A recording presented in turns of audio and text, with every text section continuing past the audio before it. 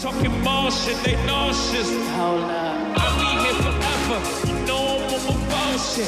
I ain't with no clown shit. I would never forfeit. Less than 4 bars. Baby, bring the chorus in. Did you get the picture? Yes, painting you a portrait. Young. Forever young. Young.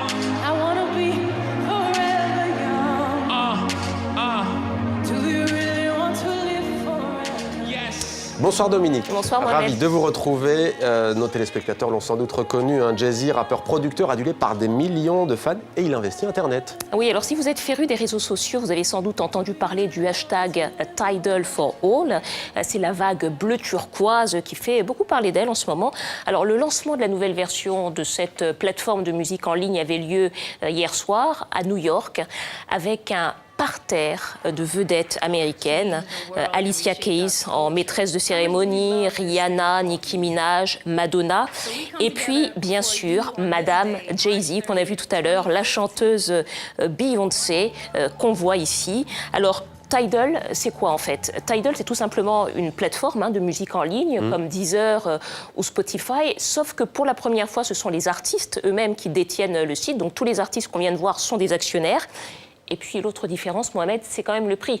Parce que à $19,99 pour Tidal, $19,99 par mois, eh ben, c'est quand même 2 fois plus cher que Spotify. Voilà. Donc on va bien voir si la vague bleu turquoise submerge les amateurs de musique en ligne. Bon, voilà qui est dit Dominique. On va maintenant parler littérature avec un recueil de nouvelles qui brise les tabous dans la littérature féminine. Hein. Oui, est-ce que ça vous intéresse, Mohamed, le plaisir féminin? Passionnant.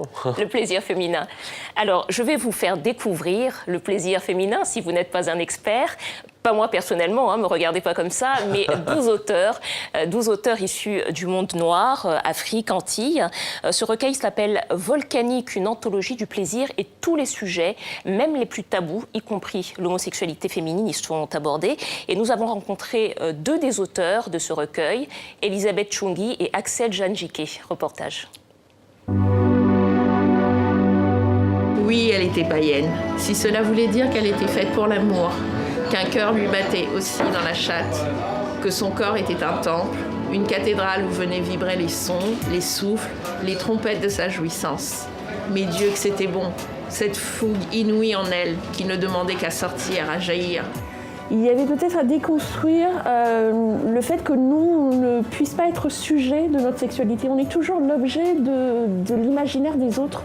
Pourquoi nous, les femmes noires, sommes autant l'objet des imaginaires environnants? Et je pense qu'il était temps qu'on soit sujet. Ils approchent, je sens leur transpiration. Moi, coupable d'avoir défié leur virilité chancelante. Dans un instant, la lourde porte s'ouvrira. Leurs yeux luiront d'envie et de haine. Sans doute me violeront-ils avant de me sacrifier, histoire de me remettre dans le droit chemin pour l'éternité, moi, la diablesse saphique. Ma nouvelle évoque l'homosexualité féminine. Pour moi, ce livre est un acte militant, au-delà de la jubilation des mots qui étaient là. C'est vraiment parce que voilà, j'ai envie de dire aux jeunes filles, oui, vous avez droit au plaisir. Et ce droit, on vous l'arrache souvent, donc il faut se battre pour ce droit au plaisir. Et voilà, c'est Volcanique, une anthologie du plaisir aux éditions Mémoire d'Encrier, qui est une maison d'édition canadienne.